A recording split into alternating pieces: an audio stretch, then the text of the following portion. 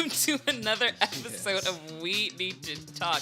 I probably should have edited that out, but we are real and authentic on this podcast. Yes. Thank you guys for tuning in. Please remember to like, comment, and subscribe and share. We are so grateful for all of you that have been with us these last 10 episodes. This is our 11th episode. We're going to be taking a little short break because I'm going to be traveling the world. We'll be back everywhere, literally. We'll be back in a couple of weeks. I'm your host, Malynda. I'm joined by my co-host, Karmel. Yo. And in studio again today, we have Mr. Drexel Heard. Hello, everybody. Glad to be back. Yay! Yeah. He texted me. He was like, what did you say? He was like, I said I look like shit, He's so we like, won't be taking no photos today, y'all. He was like, and it's not going to change. And I was like, no worries. No picture. No picture. No video here. No video. So this week, man, let me tell you. So you got one big topic that we're going to talk about that I'm sure is going to spiral into a bunch of different topics regarding politics and policy and all of that good stuff. And once we finish that discussion, however long it takes us, as you know, at the end of each episode, we talk about an organization, somebody that is doing good in the world. We try to end on a positive note. But we're just going to dive right in and start to talk about abortion. Yeah. That's just what we're going to talk about. So, Drexel, why don't you give us kind of a background on what exactly this bill that was signed in Alabama says specifically? Sure. So I think it's like a series of bills, right? But it's a very coordinated effort by Republicans, as they have been. Republicans are very good at coordinating attacks on rights, that they've done over the past few years. Whether or not it's LGBT rights, starting at the beginning of the Trump administration, immigration rights, national security. They just run the gamut. They've been doing that, and they've finally settled on women's rights. But that's been something that they've been working on for years, since Roe v. Wade in 1973, I believe. For sure. And so in this case, right before an election year, and right after the president has put on the Supreme Court two fairly ultra-conservative justices, Republican state legislatures, mostly in the South, have coordinated an effort to force bills that they know are basically unconstitutional right now back up to the Supreme Court. So Alabama, Missouri, Ohio, Georgia. So it's a very coordinated. And Kay Ivey, who's the governor of Alabama, who signed that the most restrictive law out of those states last week, said, I know this bill is going to be challenged, but the point is not for the actual law. The point is for it to be challenged in court so that we can strike down Roe v. Wade. So we know that Republicans, that's the goal. It is not because they have any interest in legislating effectively. And that's unfortunate. It is unfortunate. Because the duty of a legislator is to create laws that are designed to protect people.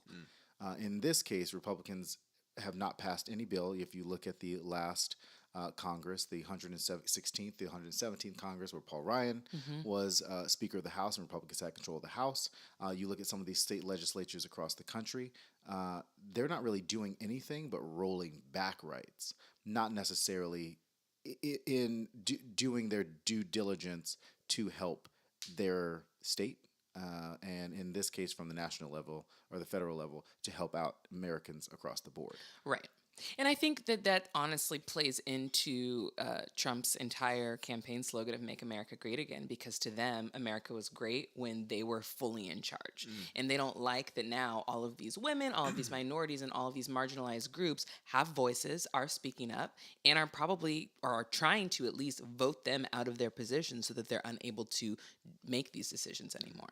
Absolutely. And, one of the other coordinated efforts over the past few years has been on voter suppression. There was an episode of For the People, Shonda Rhimes' show on ABC, that their season finale was all about voter suppression this week. So it was really interesting to see, because and I think I might have talked about it the last time I was on, but that whole show is set in New York, about the Southern District of New York, and which is the most powerful district in the nation.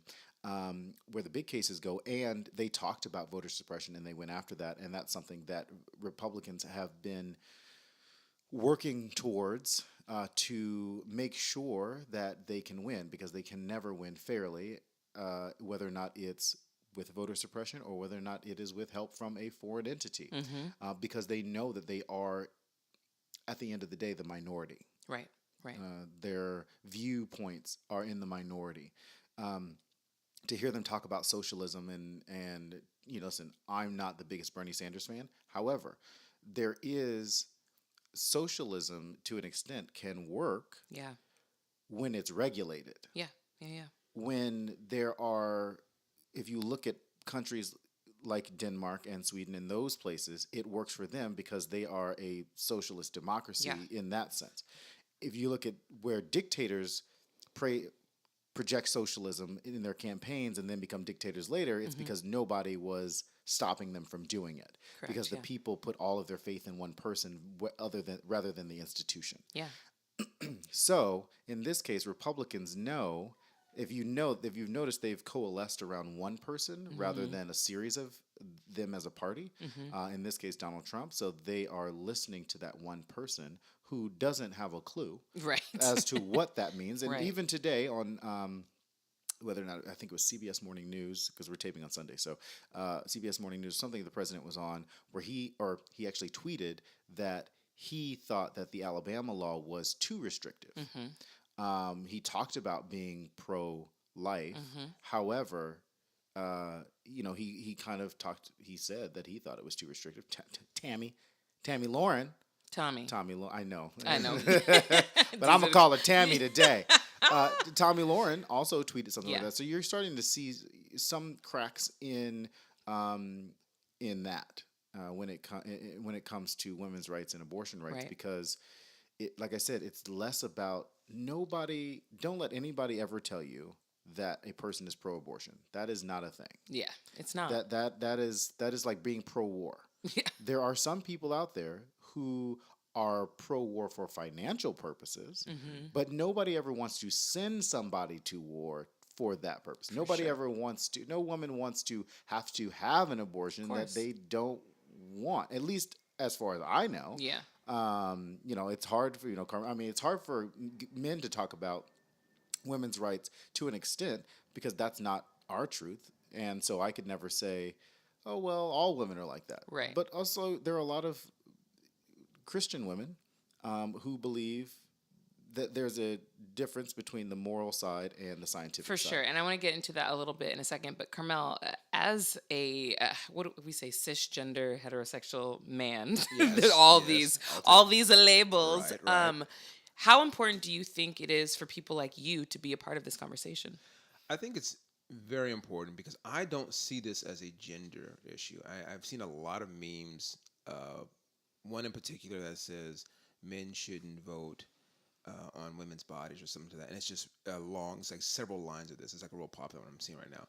And I don't think that's the issue, because why should a man even vote on what a man should do with his body? Like I completely do not like the government at all telling me to do anything with my body. So I think it's important that we look at this purely from a rights standpoint on someone's body, not whether it's male, female, because isn't the governor female who put this bill in? She's the one that signed Kay it. Ivey is. Kay Ivey, female. So it was 25 white Republican males who created the bill, but then a female signed it. So it's not a gender issue, because she could have not signed it. So I think we need to look at this just purely from the government having the ability to inflict or create laws that tell us what to do with our bodies. We've had a slight talk about vaccinations last week. So to me, it's all about that. I don't want anyone being able to tell me what to do with my body. And I think women are it's easier because I'm not a woman, and this happens inside of a woman's body. So this becomes the issue that I think becomes whether a test case or the overarching story, because it's another life, it's two people, it's so many ways of looking at this that make it so provocative. I just think it's got to be, we got to quit adding things to it. I think the male female thing is a big issue, whether it's Republican, Democrat, whatever. I honestly don't care. I just don't want anyone being able to tell me what to do. Got you. And because you mentioned it a little bit, Drexel, just going into like the Christian standpoint. And for me, I claim Christianity. It is a very huge part of my life. I'm very much so a progressive Christian. But I always find that argument really interesting because we have separation of church and state for a reason. But the problem is that 95% of Republicans are Christians, and they're going to impose those antiquated views on people and create them to be laws. And that is the biggest issue that I have, because if you look at it from a legal, a political standpoint, nobody should be able to impose their own religious beliefs on an entire society. And I think people don't realize that. They're like, oh, well, it's in the Bible. It says this, blah, blah, blah. It's like, yes, but not everybody in this country is Christian. Yeah. Not everybody in this country ascribes to that. Not everybody in this country believes what you believe. Like, and it's so shocking to me that people can't flip the script. It's like, how would you feel if the entire country had to follow like Jewish theologies? Like, you know what I mean? Yeah. So I don't understand why people can't ever flip the script in that sense and put themselves in somebody else's shoes. Like, oh, I wouldn't like it if all Muslims, we had to do what Muslims wanted because that was put in law because 95% of Republicans were Muslims or Democrats. So I never understand when people use that as an excuse, because we shouldn't be voting on something because of what beliefs you have. Sure. I mean, I don't, the separation of church and state is a philosophy. 100%. It's not something that is, and I think people have to understand that part of it, because it's not something that is written in the Constitution. It's not something that is written it's unenforced at all. It's not anywhere but in Thomas Jefferson's mind, where he started it, talking about it. Well, he wrote a letter to exactly. Right. And so that's where it started. So Yeah. it's not a thing. The Constitution only says the government basically cannot choose one over the others. Right. And in this case, the argument from Christians is this is where Christianity is how this country started. Was the first religion that was here, so they say. For sure. Right? Because I don't think the Indians were Christians as Native far as I know. Americans. The Native Americans were Christians as far as I know, right? We don't know. So I think that's where I just want to clear that up, because I don't want people to be confused as to thinking that church and state is like an actual thing. It's certainly just philosophy. It should be, though. Right. Like, right. Because you can't govern effectively based on you should not be governing effectively based on your personal beliefs. But there was a study in 2015 that said a majority of women who were getting abortions were Christian. Interesting. And that doesn't surprise me at all, actually. In this survey, it was 70% of the women they surveyed identified as Christians. 23% of Christian women who have had an abortion consider themselves evangelical Christians. Over 1/3 of the women surveyed attend a church service once a week or more. And over half of the women who attend church regularly have kept their terminated pregnancy secret from their church community. Not surprising. So that was 2015. So you can only imagine what it's gotten since then. Yeah. Because that was right before the election. So who knows what could have happened shortly after that, while Donald Trump was gearing up, because he had announced in June of 2015. So I think that is something that people have to decide what is important. We're never, like, if you read the Facebook posts and you go through social media, you're never going to change a religious person's mind. True. Those are the people that you're just never, they're just morally, they're just never going to come around. Right. Males who their argument is less Christian, where they still believe abortion is wrong, I'm like, well, sir, you don't really have a say in this. And there are some men out there there are some lawmakers who have had their mistresses have abortions too. So, I going back to what Karmel said, I think it's very difficult for us to have a say in part of this conversation until, you see it all over the news, where there are a majority of men talking about these bills, and the media is not putting women front and center like they should be. They're not inviting these women to talk on camera about that. And I think Democrats really should be lining women up to have this conversation, to make this a thing, and to make it so personal that you cannot avoid it. Unfortunately for Republicans, though, and especially Christian Republicans, and I say Christian because I won't say religious because they could be Muslim, they could be for sure. people. when Sandy Hook happened, when a lot of these shootings happened, you weren't going to change their mind on guns, Right. as if guns was a Christian thing. Right. And you're like, Yeah. that's not a thing. Right. Right. Well, how is that a thing in your Right, head? right. And you see all these memes all over the place where it's like, you are interested in the life of an unborn child when they're in the womb, but as soon as they're out, yeah. you're not thinking Yeah. about them. You don't want to pay for them. Yeah. You see how we see how you feel about immigrant children. We see how you feel about black children. We see how you feel about LGBT children. So there's nothing pro-life in your argument, and I do think that when Democrats have this conversation on camera, they have to say exactly that. Yeah. They have to go after the center of the argument and draw these people out and say, this is what you're saying, this is how you're contradictory, and I'm going to call you out on it until you say something. So it's completely true. Yeah, So on the bottom line, so from a Republican standpoint, what would they have to gain from Roe v. Wade changing? Absolutely nothing. It's control. And the So- thing is, it's convenient and easy. And I read this, a pastor posted this, that it's convenient and easy to want to give a voice to, is that the David? Yep, it's David Barnhart. I'm actually just going to read this because I think that this is fantastically written and so on point. So this is Dave Barnhart. He is a pastor, and it says, "The unborn are a convenient group of people to advocate for. They never make demands of you. They are morally uncomplicated. Unlike the incarcerated, addicted, or the chronically poor, they don't resent your condescension. Is that condescension? Or complain that you are politically correct." I'm like, what is that word?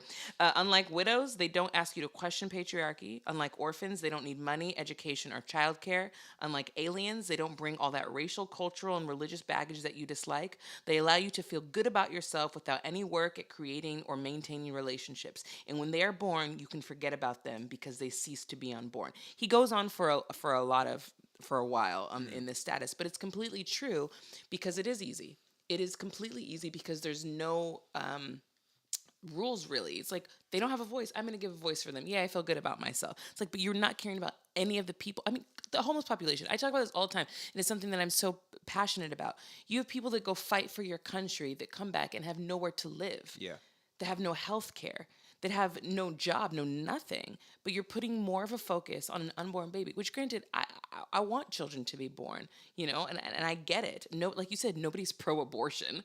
But if we can't even focus on the people that are here, why are we putting so much stock on this? So the control. So again, that's my problem. Why are they? What are they trying to gain control of?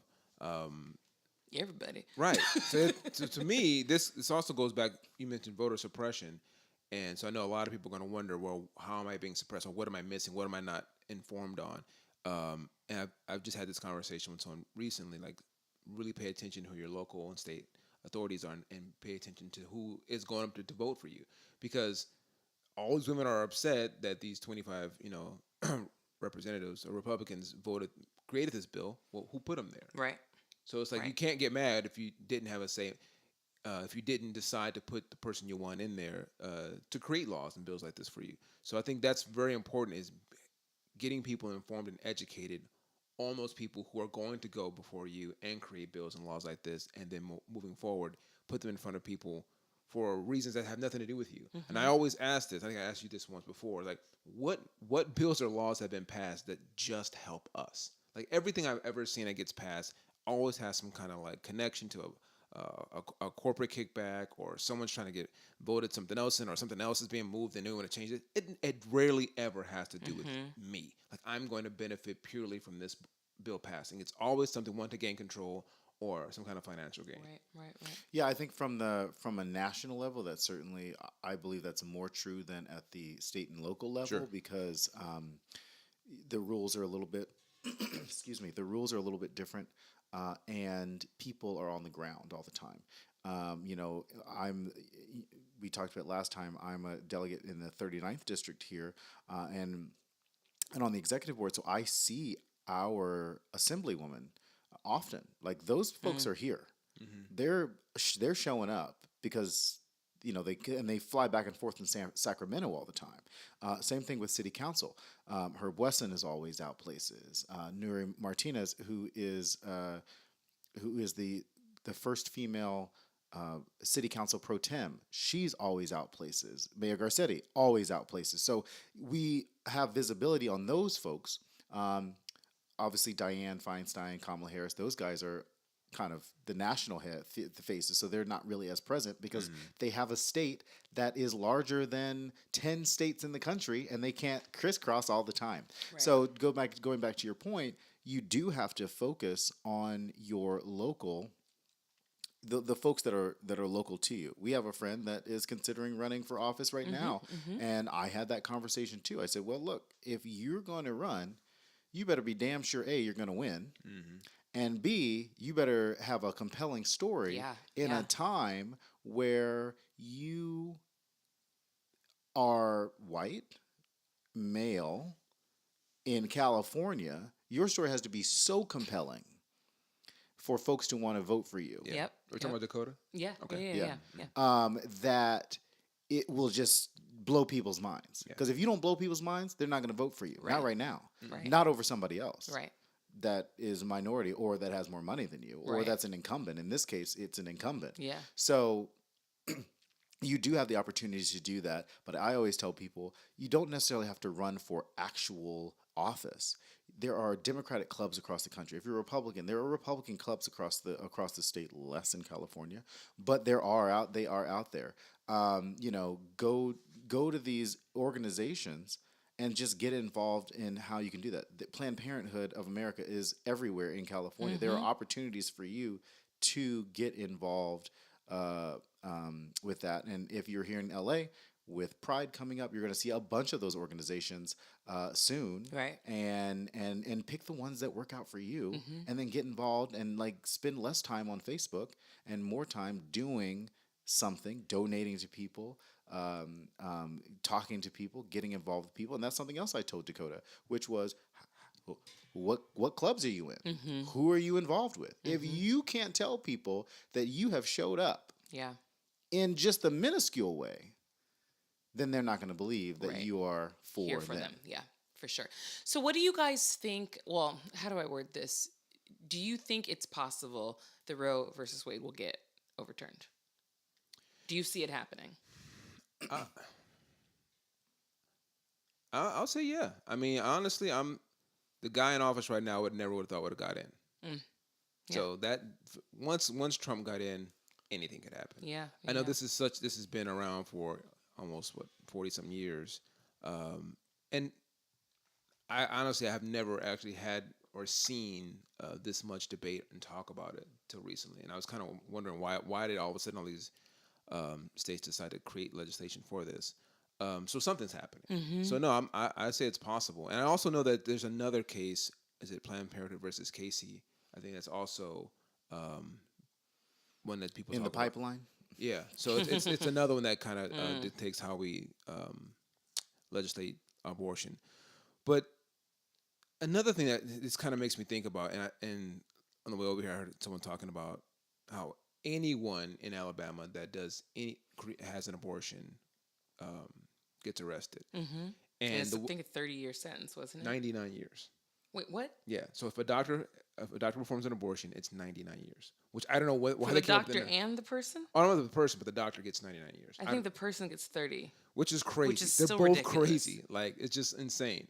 So then I started thinking to myself, what? And so one of the panelists said could happen in a procedure where maybe the doctor's not looking to perform an abortion, but something happens and they have to do a DNC. Yeah. So then they still get arrested. So that's something I said, why even call it an abortion? Right. What if you change the name? Because our whole society right now is about, I can call things what I want to call it. I'm not a male, I'm a female. This is not that, it's this. Why not just change the name? Well, Republicans certainly have been trying to change the name using the word infanticide as many times as possible over the past few weeks. So they're certainly trying to increase the fear as to what it is. Donald Trump has said it multiple times. Republican senators have said it multiple times on television. The word infanticide. Ronna McDaniel, who is the chairwoman of the GOP, I had not has heard said that. it Wow. Okay. multiple times. Okay. So it's less about, like I said, they want to scare the shit out of people.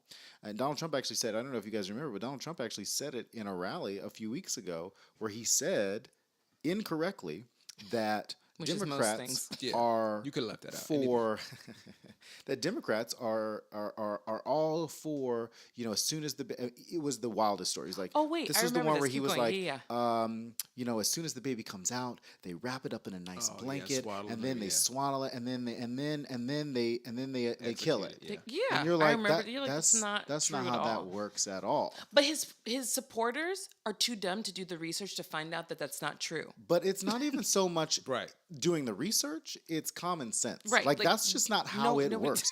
How do you think all those supporters are out there?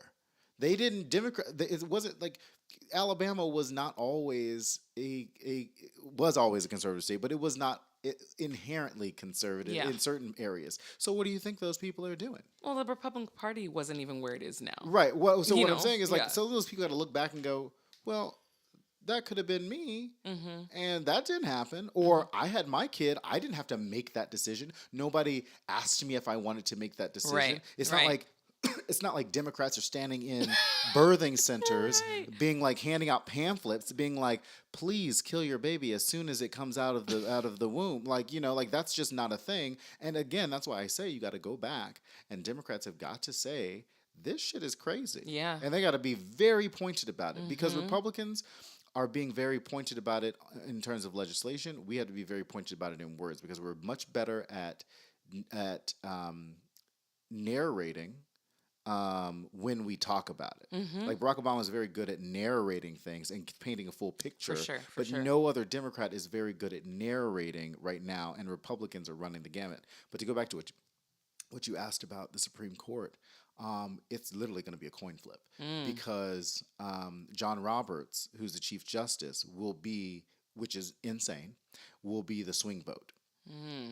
He was the swing vote on a couple of things recently, and so he will be that decider. And so we will see. Either his wife is going to have to put the pressure on him. Like, there are so many different factors from his particular situation. Yeah. The only thing that is protecting Roe v. Wade is precedent. And justices are very good at maintaining precedent.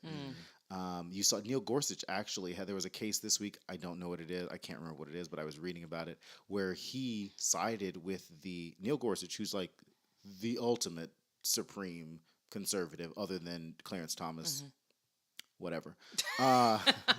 Where he sided with the justices, where he sided with the liberal justices based on precedent. So, and Brett Kavanaugh did the exact same thing in another case too. So there is a glimmer of hope in terms of that, in terms of Roe v. Wade. But the argument from the Solicitor General, who represents the United States when it hits the Supreme Court, is going to be on the side of the pro-lifers because that is the position of the White House, and attorney generals across the state are going to have to file amicus briefs that are so compelling that remind justices that this is the law, this is why it was. I see conservatives talk about how flimsy Roe v. Wade was. I'm like, there was nothing flimsy about Roe v. Wade. And so that's what they're just going to have to just tighten up the bolts just a little bit to remind them that precedent matters. Right. And so to me, it seems, again, like a lot of things are the issue in this one issue. Because I mentioned changing the name to something else. So even the infant, the life form, the cell, the thing, the property, whatever. People have so many different ideas and names Property. That's the Somebody craziest. you saw- I know. do I you- read it. It's Yeah. the Yeah, craziest you saw thing. somebody said property rights. So it's I was like we have to come up with all these names and figure out what phase this thing become a person, and when it becomes a person, we talk about when it's outside of the womb. Now we have issues where someone's trans, or they decide I'm not a girl, I'm a boy, no, or vice versa. And so there's so many of these issues that are coming to the forefront now. It's like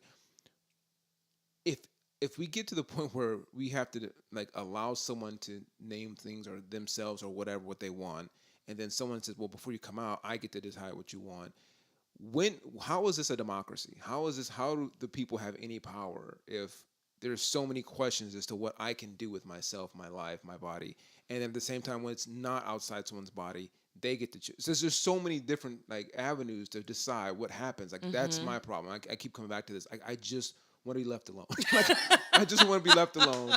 Let me do me. If like, only it was that simple, but it really should be. But why is it not that simple? Because we're not a democracy. We're not. We're a republic. Thank you. And so, and I think that's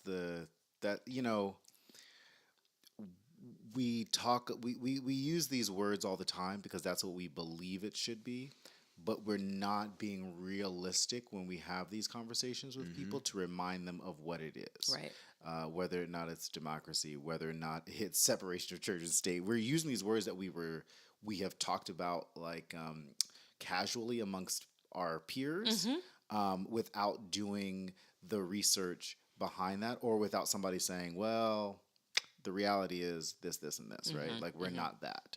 And so the more that we can tell people that, facts matter and science matters, and those are the things, and I posted yesterday about it, like those are the tangible things that people care about. Republicans less, and that's unfortunate. Whether or not it's on climate change, whether or not a doctor is telling people that the fetuses are at this point, a viable fetus at this point and stuff like that. What really sparked this whole thing, if you guys remember, was Ralph Northam's comments a few years ago. Last year when he was running for governor, about how there could be situations where a doctor and a mother can make a decision if the infant is not viable. That's what really, because Ralph Northam is a doctor, so he was making, if there was something wrong with the child when it came out, the decision is between the doctor and the mother to decide what to do next. If they know it's going to be a long-term situation where the child is going to suffer, obviously those decisions have to be taken into account. So if you're on the moral side of that argument where, okay, well, that's still a life, let them live out as long as they can, that's certainly the argument that you can make. Yeah. But obviously what people forget is, first of all, who's going to pay for that? Are you going to pay for that? That long-term care? Like, you're just not going to. Right. You are putting somebody in a financial situation that they might not be ready for. So before you get off that, because that's kind of what I was going to tack on next. So I keep hearing that the choice should be between the doctor and the mother. And I know we mentioned earlier that we as men don't really have, a place to say something. But I don't completely agree with that, because I also know that stats show that a lot of the women who have abortions are already mothers. So if a woman is having an abortion, and now as a father, I have no say in the matter. But if the baby comes out, I got to pay child support. So I don't like the idea or notion that I have no say whatsoever.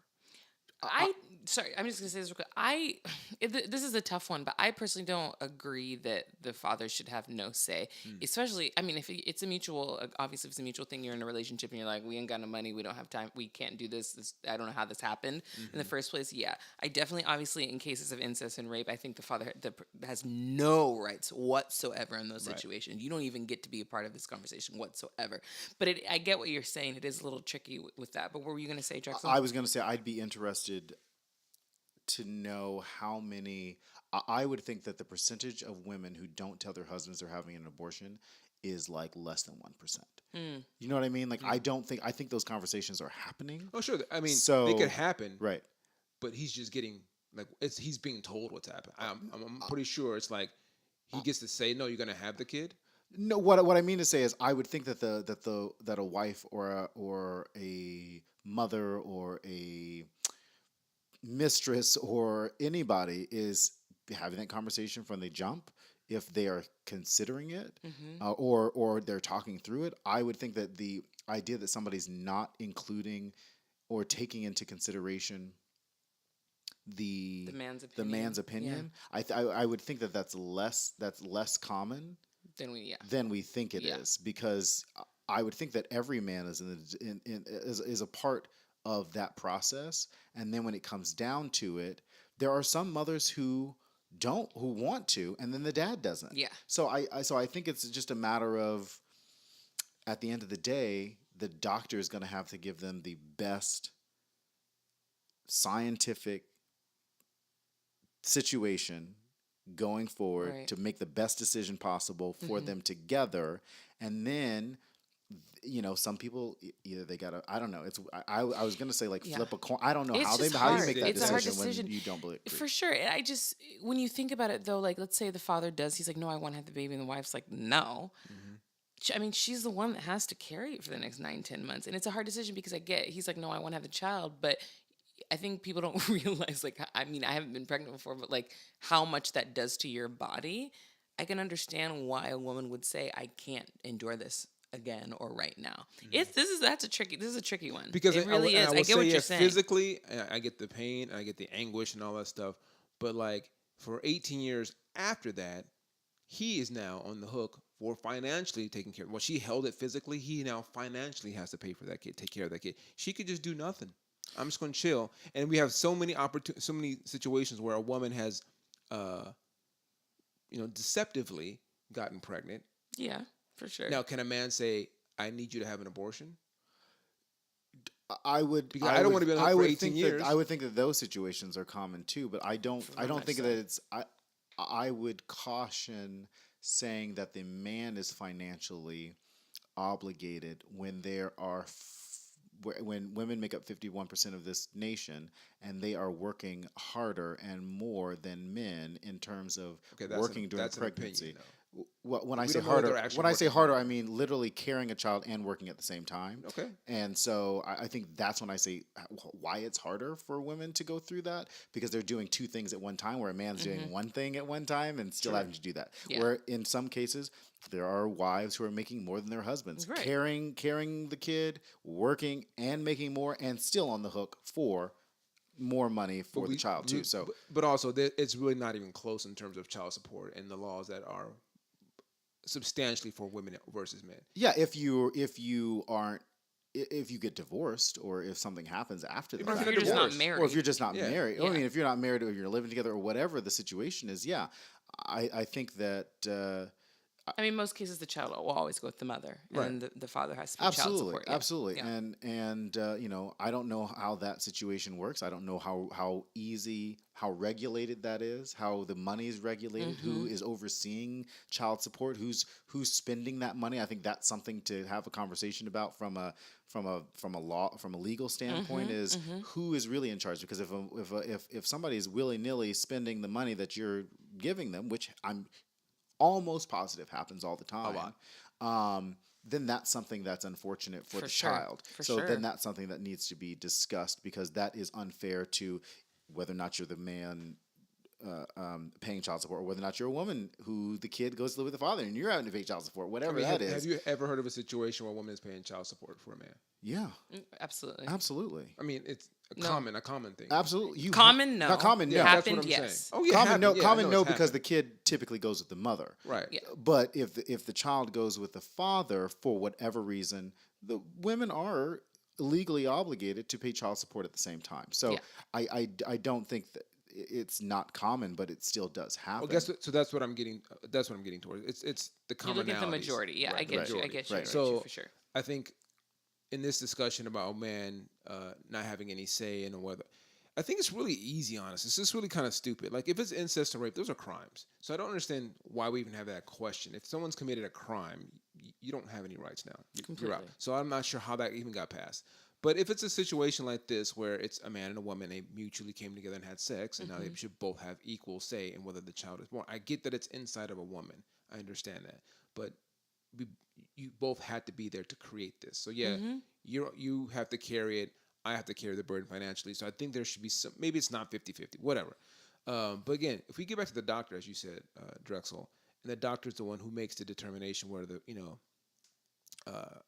terms of health, that this is the best decision, why can't we have someone who comes in as an arbitrator on the other side, whether it's financial, whether it's relational, whether Sure, it's, and I think that does emotional. happen. I think that does happen. I think that if the mother, and I've seen it, or I've read read cases about it and I've seen it where if a mother and a father are at odds, an arbitrator has to come in, and then they have to make the case. In regards to And getting in an regards abortion? to in regards to what happens. Okay. And so in that case, the arbitrator is the decider in that situation, and they can't do anything about it after that. So that does happen. So So- I think it's the doctor comes in, says his or her opinion. The mother comes in, says their case. The father comes in, says their case. They can bring character witnesses in and all that shit, and they go through this whole process. And then at the end, the arbitrator says, "I've heard everything I need to say. This is the decision, and that's it." That's actually a legal thing. Yeah. I've never heard that happen. That's crazy. I mean, because then nobody would have it would just be like you'd still be fighting like cats and dogs, right? Like No, for somebody's got to sure. come in and do that. But I didn't. So in that case, though, they can legally say you have to have this baby. That's what I'm trying to understand. I think it depends on the state's laws too. You know, I so want to look into that because yeah, I have I no would- idea I about would- that. Because to me, that would clear up a lot of this. I think that would be a huge, like for me, what if you have two experts and the two involved in the situation? I don't need a court. I don't need anyone else to get involved with that. To me, Right. that seems that would help a lot of these situations, other than like we mentioned before, rape and incest and all that stuff. Right. But like the ones that I think that are the crux of the issue, I think would get resolved a lot easier. Sure, in that but I think in situation. those situations, it's the same situation as a mother who is against who is against like shots and Vaccinations? vaccinations, and the father isn't, and the child is suffering, but they have a moral obligation. Now an arbitrator has to come in to clear that up. These medical decisions aren't made when the parents are at odds. Like it makes sense for an arbitrator to come in. But back to what you were saying, which was, I think it's on a state by state basis, and the reason for these laws, the reason why it can't be cleared up, is because in some states, it's not a thing, but in the states that we talked about, it's a moral issue more Yeah. than it is a scientific issue. Well, because they don't believe in science. Well, that's what I'm saying, right? Exactly. They just don't believe in science. Isn't the whole thing a moral issue? I mean, honestly, at the very end of the day, It depends on Well, what yeah. side of the moral argument you're Right, on. but But that's it is- the it is a problem moral that I have. argument, But that's yeah. the problem that I have is that a lot of these cases in general that are coming up, like with LGBT rights and now with abortion, it's like it's all come down to morals as far as Christian ideals go, and I don't think that. As a Christian, I'm saying this. I don't think that that's something that we should be leaning on. We should be leaning on facts and science because for me, like you said, nobody's pro-abortion. Totally not pro-abortion. But I'm not naive enough to think that it doesn't need to happen sometimes. There's so many situations where it's like that makes sense. Yeah. That completely makes sense that you would have to get an abortion. I mean, some people say, "Oh, I think life is formed at the moment of conception." It's like, but some people don't even know they're pregnant for months, yeah, and they're not Yeah. in any position to be ready for that. right.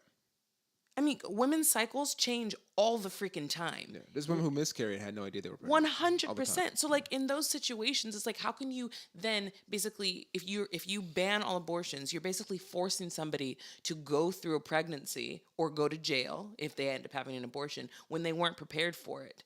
If they're just irresponsible, I don't agree with you getting an abortion. Right, and you know? I think that it's what's going to happen is these states like Alabama.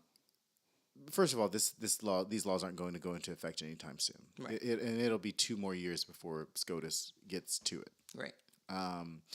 In this case, I think that it's just at the end of the day, it's just going to be unsafe for the women in those states. Yeah. And again, that is a moral issue because you're now putting somebody at risk long term or short term, depending on how it goes down, because they are having an abortion that is unsafe, or now they're having to cross state lines to have an abortion and deal with that. So I think that's really, again, where I say when people have these conversations, it has to be, listen, you can talk all you want to, but at the end of the day, they're not going to stop. Right. Right. It's almost the same argument that Republicans use on the other side, where they say like, well, if we ban all guns, that doesn't mean that people aren't going to get them. Yeah. Okay, so if you're going to make that argument, Then you got to it's- make you- it then the exact same absolutely argument can be on the other can be made on the other side. 100%. So either you want regulation or you don't. And Republicans are very. I tweeted somebody the other day about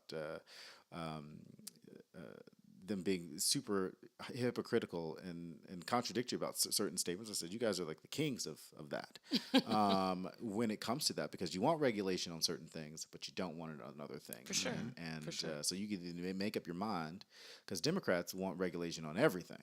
Yeah. I mean, that's just the reality. Yeah. We're unapologetically like, listen, people need constraints, and you can't just have people going willy-nilly. Right. That's true. the reality. It's true. How much do you think this plays into the lack of sex education in schools? So I used to work for an organization called Awareness Incorporated, and we taught abstinence, we taught contraceptive, we taught STDs, we talked the full everything from A to Z about sex and sex education. And it met so much opposition because of simply the abstinence component. Not the rest that we talked about, but because there was an abstinence component, it met a lot of opposition. And I think it was disheartening to see that, because it had nothing really to do with the kids. It was a lot of councilmen's, it was a couple of Planned Parenthood clinics, and people just like, if abstinence doesn't work. I'm like, of course it works. I cannot have sex and I will not have anything after that. Right. Of course it works. Right. But you have to teach kids holistically. You have to teach them completely. It has to be a comprehensive program. No, you can't come in and just talk abstinence. You have to talk about abstinence, contraceptive. We talked about hormonals. We talked about butterflies. What happens when you kiss someone? What does that feel? All that stuff. And it was such a dynamic program. It was just sad to see it met opposition for the most stupidest thing. So I think sex education is huge in this situation. And again, it comes down to, what is the goal? Like, as a organization that's promoting safe sex, okay, well, why not promote abstinence? Because if you're telling someone who's promoting abstinence, you're not talking about safe sex, you're doing the same thing. Again, it's hypocritical. You're not breeding the other side of it as well. So I think sex education is a huge part of this. And I think if it was a comprehensive, holistic approach to it, we wouldn't have a lot of these discussions in terms of teen pregnancies and, of course, abortions. Right. The only thing that's stopping a comprehensive sex education program in the country is religion. Catholics certainly do not want people to be teaching about contraceptives in schools. Well, Catholics got a whole world of problems. Right. Well, and I say that because we were talking about Christians earlier, but Catholics really are the ones that don't want to talk about contraceptives. They're very against it. Yeah. And then and then when you talk about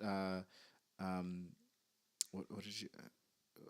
I was reading about arbitration while I was sitting here, but and you're talking about abstinence program, right? Like everything, yeah. Those are two different things. Those are things that people like. Either you're for contraceptives, or you're against contraceptives, or you're for abstinence. Like religion cannot make up its mind, and those are the things. I've never seen so many bills or so many things that we all agree on be stopped because in the name of religion. Which that is the reason why things are stopped. And then then on the other side, you're like looking at those same people and you're like, first of all, you voted for a guy who never went to church in his life, and you're selling $45 coins with his face on it and Jesus on the 700 Club, and you're thinking that somehow he is the supreme. You're thinking this guy is the Pope. That's not a thing. You know, I can't even imagine how many abortions Donald Trump has paid for. Wow. Well, I'm sure it has been many. Yeah. I'm sure it's been many. But I mean, he's been divorced 5 times, right? Right. Come on. But I mean, the 5 times? Yeah. Yeah, and I'm sure they all signed NDAs, so that's why we haven't heard from any of them. But at the same time, those are the same people that we are watching judge folks coming over, bringing their kids in from countries that are war torn. From Venezuela, an alert came in the other day about Venezuela's economy just collapsing. Yeah. And that is less because, Republicans will make the argument about socialism, but it is less about the socialistic policies if they can do it right, and more about the fact that they have had leaders who have been dictators, who have not been great. And so that is something, and the same thing with LGBT rights, same thing with Black Lives Matter, or just any people getting shot across the country. Like the hypocrisy, and this is why Malynda and I, like, she'll text me like every 2 weeks, be like, "You want to come to church on Sunday?" And I'm like, he's like, "No, but I love the Lord." I'm in right. And like, I'm one of those people, like, I am a believer in something higher than myself, right? You're spiritual, not right? religious. And when my mom passed away, certainly I believe in my head that if I'm having a conversation or if something's happening or something like that, like, I know or I believe that she is guiding that in a certain way from somewhere, right? Granted, I only invite him to church when I'm like, I'm gonna be singing a song, right, tearing it up, and then I know it's gonna be on. Then I know it's gonna be on Facebook Lives, and I'm like, well, I might as well just watch it here. Well, I need to be there, but but at the same time, organized religion is so crazy to me. Not because I don't believe that people should have the right to go to church, that people should not feel some type of way. But because of how it has seeped into the decision-making process for everybody else. Yeah. And that is unfortunate. It's detrimental. Well, I mean, it's historic. I mean, if we're going back to the Crusades, even to Manifest Destiny, it's always been in the gaze and the eyes of religion, and I have the right to do this because of my higher power says I can do it. The fight over, parts of land in the Middle East, genocides in Africa. It's most of it is religion based. They do everything in the name of God. Some God that they believe and they love and whatever. Yeah. And so in this country, it's funny because I grew up in a Baptist church. Oh Lord, Went right into, and then transitioned to a non-denominational, which is a denomination. Yes, and it then is. I completely just dropped the term Christianity and called myself Biblican for a while. And now I'm just Karmel. I honestly don't care. Just the religion of Karmel. It's just really because to me, I and I've said this to people all the time. I'm my own God. I think I remember reading that book, the Book of Karmel. Yeah. Stop it. Because it's after Ecclesiastes. After Second Opinion, right? Because if people actually read the Bible, all the stuff we're talking about is in the Bible. There is abortion, there is killings, there is war, there is famine, there is not having sex. There is having lots of sex. Having lots of sex. There's STDs. There's everything in the Bible. There's everything in the Bible. So if you're trying to be biblical about it, like, it goes back to what I said before. It's all my choice. It's all my decision. I shouldn't. God called David a man of my own heart. David did some of those craziest stuff in the Bible. If we just let people act like David, it'd be over. This country will be done. Because David was a warmongering, sex, horny cat, had a bunch of wives, just taking his buddy. Yeah, I like his wife. I'm going to put him in the war, get him killed so I can mess with his girl. I mean, going in on David. So I'm saying, but that's it, if we want to get Christian about it.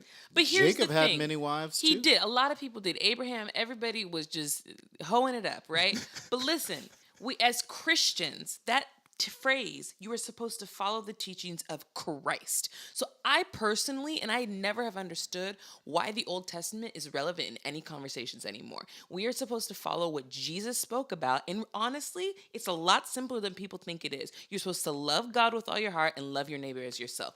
End of story, point blank, period. And I do not know why I'm getting really passionate about this, because I don't understand why that is so difficult for so many people to follow. He did not talk about homosexuality. He did not talk about abortion. He didn't talk about any of the things that we are bringing up, these cases that happen in Leviticus, for God's sake. And it has nothing to do with anything that's going on now. He had two commandments. Jesus. Now, I'm not even talking about the 10 commandments with Moses and the burning bush and all that stuff. I'm talking about two things that Jesus said. He said to love God with all of your heart and love your neighbor as yourself. And if we just followed that as humans, the world would be a lot more peaceful. I'll tell you why nobody believes that. Because nobody's talking about it in the way that simplifies it. I have never seen anybody go on air, any politician, and nobody say anything that is close to that, that is so simplified. And I think that's part of the reason why Donald Trump won, right? Because everything was simplified in their head. Right. Where they always talk about, certain reasons. I was reading somewhere the other day that Barack Obama's speeches were at a 9th grade level. Barack Obama, because everything has to be simplified. Donald Trump's speeches, on the other hand, are like at a third grade level, right? So That high? Wow. Shocked. Third. Okay. there are some third graders that I didn't say fifth, like fifth graders, Right, But like Barack Obama's the simplification of it was professorial, which is why it sounded Because he speaks eloquently. But what he was saying was simplified enough to where we were like, that's the guy for 2 terms, right? Donald Trump is saying simplified things that didn't make no kind of sense. Right? It's just simpleton. Right. So I think that is so if people are out there, Pete Buttigieg has consistently talks about being a person of faith, being gay, being in the military, those things in simple terms, which is why he has been so meteoric. Which is why he shot over Beto O'Rourke, who has no policies. So I think that's where the more we can simplify things, the better. Elizabeth Warren is doing that right now. She's putting out policy papers, but they're talking about it simple. The reason Alexandria Ocasio-Cortez is so compelling, if you watch her in hearings or you see those little clips of her talking about things, like the other day she was going after a pharmaceutical guy being like, why is Truvada $1,000 here and $2 or $5 in Australia? How is that a thing? Explain that to me in simple terms. That's all I want to know. If we continue to do that, same thing with Katie Hill here in California, there are people out there saying, I just tell me simple. Because I think that's the difference between a millennial legislator or a young legislator and somebody who is asking questions that are far too complex because that's what they know. And in this case, we need more people out there saying, this is the reality on religion, this is the reality on Christianity, because people have to hear it. They just need to hear the reality of a situation, and we are not doing them any favors by sugarcoating exactly what's going on. But I think that's the problem. Is the reality of the situation is too much for people to grasp. There is a cognitive dissonance that happens to people where their brains hear something that completely shakes their foundation, and now they're just completely they rupture. They can't school shootings. Right. They can't fathom that would really happen, or this is a really situation. When you look at the Bible, you're asking why we use the Old Testament. This was decided in the 4th century by like 200 bishops that this is what we're going to do. And we're going to give them this, and they'll listen to that. Constantine came in and said, hey, this is what I want to do, and this is what I'm doing. And then we've been doing it ever since. And so if I go back and literally tell you that the book you're reading has 22 other books that we won't talk about, and that the origin of all this is Kemetic in ancient Egypt, people would lose their minds. I kind of talked about it at the panel. All these Jesus' philosophies, they weren't new. Buddhist, Hindus, spirituality in Africa, these are all, the golden rule has been around forever. Which is why I don't understand why it's so difficult for people to just freaking follow it. Because we're given so many other things. We're giving 65 other books that say a whole bunch of other stuff, and then they contradict that. And the pastor's like, here, listen to this, go to this, read this document, this, and that. And I'm like, oh, they can't keep it simple because, again, it comes down to control. If I was given the simple nature and the fact that even Jesus says himself, you will do greater things than I've even done. That means you can be a God yourself. You can create like I'm doing. He said stuff he was doing. This isn't crazy. This is easy. Like, why do you think this is a big deal? Because we weren't taught how to be like Christ. We're taught to follow Christ. Christ is saying, no, you can be me. You can do exactly what I'm doing. But then these other people get on board and say, nah, don't let them do that, because then they'll start doing their own thing and they'll take over, and then I won't have my chalet and my $1 million house and cars and all that stuff. Then the people start to uprise. So that's why you have to keep people simple and stupid. I mean, the other part of that, I was just going to say from the Bible perspective, the other part of that is when you talk about different versions, like, the original Anna Wintour was King James, right? Like, the original editor. So whatever he made up is what people have been following forever. The King James Version is what everybody has been following. I don't know what King James thought of. King James also wrote a book called Demonology. Right, but he could have just come up with what he could have edited. He wanted. Songs could have just been folks that were singing to him. The book of Revelation could have been a dream. The book of David could have been stories told around campfire, and he just put it all in a book. And he's like, you know what? But I don't like that chapter. Like, he could have moved some shit around. He definitely did move things around. That's what I'm saying. So I think that's the other part. We're like, which version are you reading? Right. Because the King James version that I grew up with is different than the version that you have in 2019. I don't even know how many iterations of the Bible there have been. Well, the original one is the 88 book, the Ethiopian Bible. Is that the original? Well, don't tell white people that now. Don't tell white people. Again, what I'm saying, the cognitive dissonance that would happen. Sorry, white people, if you're listening, I love you. What I mean to The say white people is, listening to the show are woke though, so it's okay. They know. they would see that the original Bible is in Africa. Like, and it exists to this day. You can find an Ethiopian version of the Bible, and you will be dumbfounded. It's because they don't know where Egypt is. That's true. They don't think it's in Africa. Well, Jesus is also white. Why? Yeah, don't get me started on that. Listen, Please don't get me started on that. Oh right. Just letting y'all know in case you didn't know that. You know, he was blonde and blue-eyed in the Middle East. tall. But anyway. Listen. Straight hair. Yeah. Okay.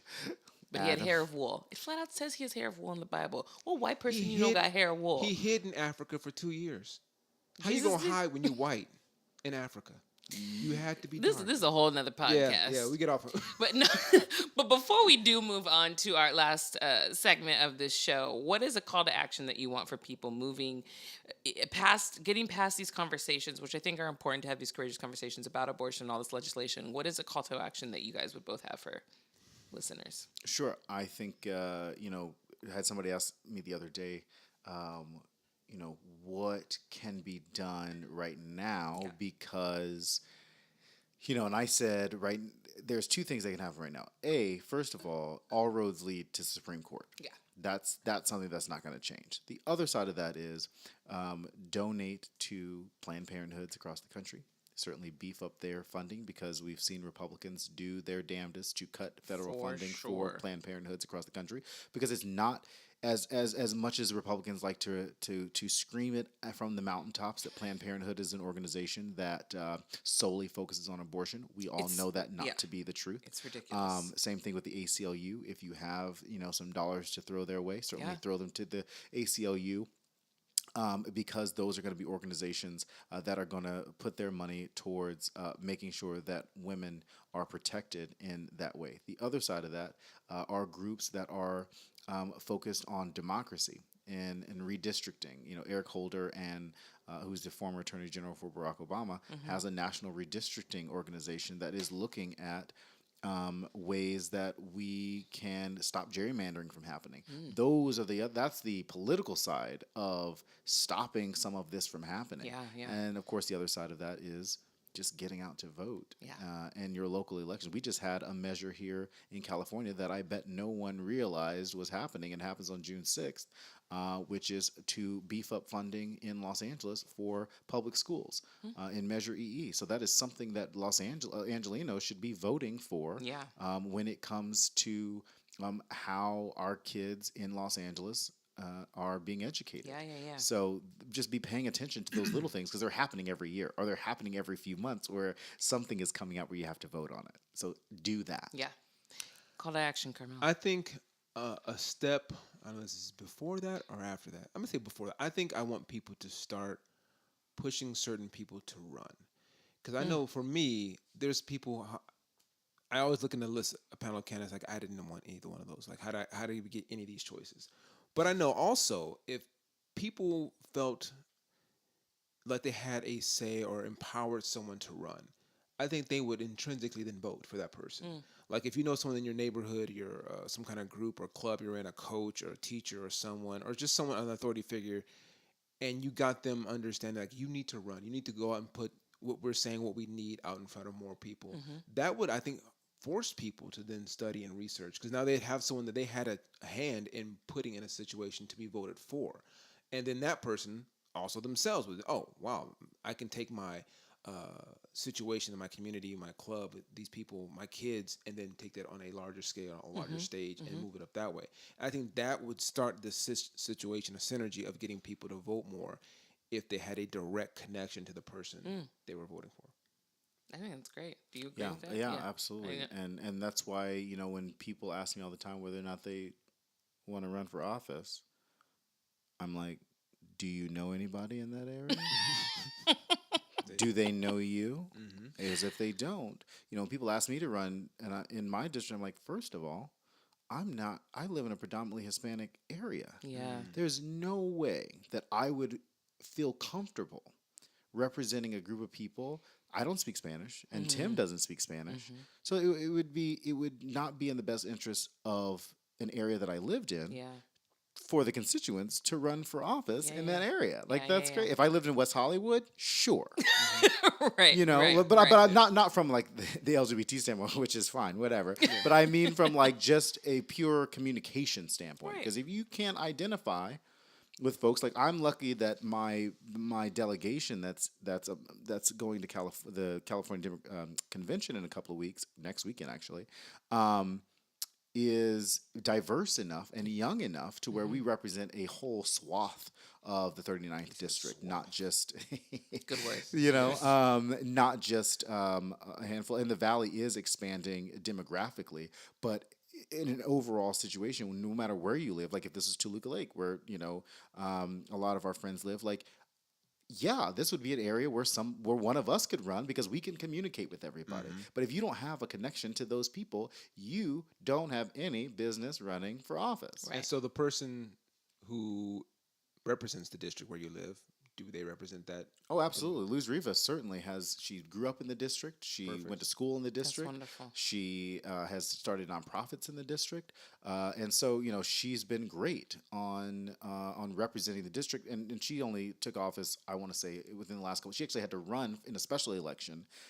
So she had to immediately start rerunning again right after because then the actual election was the following year. So she hasn't really had a lot of time to work, but she's been doing a lot of work on homeless outreach and beefing up STEM programs in the area. So I think that's certainly something that Luz has been doing here in Malynda's district, which is Adrian Nazarian's district.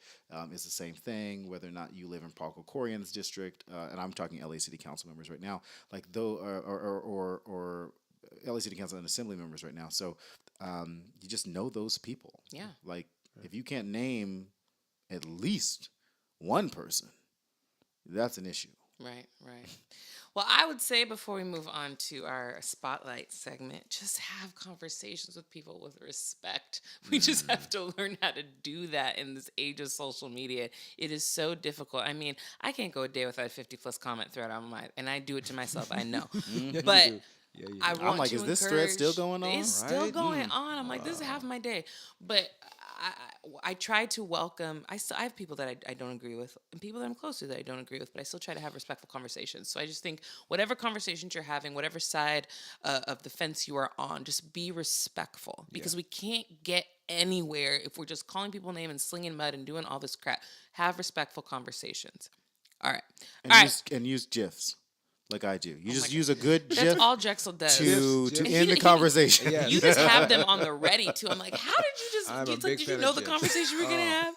All right, so every week at the end of We Need to Talk, we put a spotlight on a community, organization, or a person that we think is doing good in the world. Karmel, who do we have this week? This week, we have the Christ KRST Unity Center of African and Spiritual Science.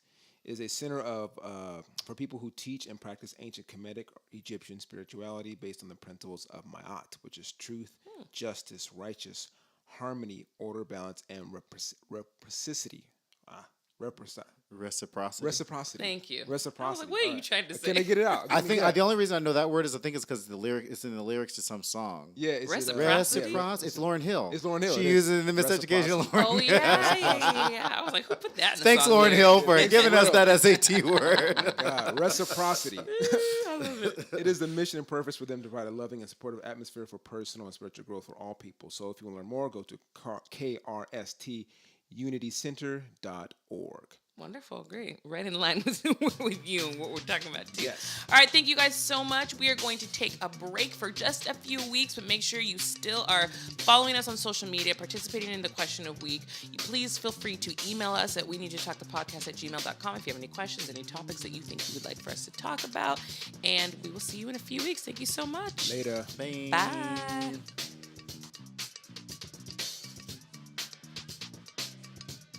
And this episode of We Need to Talk is brought to you by Black Brew, the darkest, richest, boldest coffee anywhere.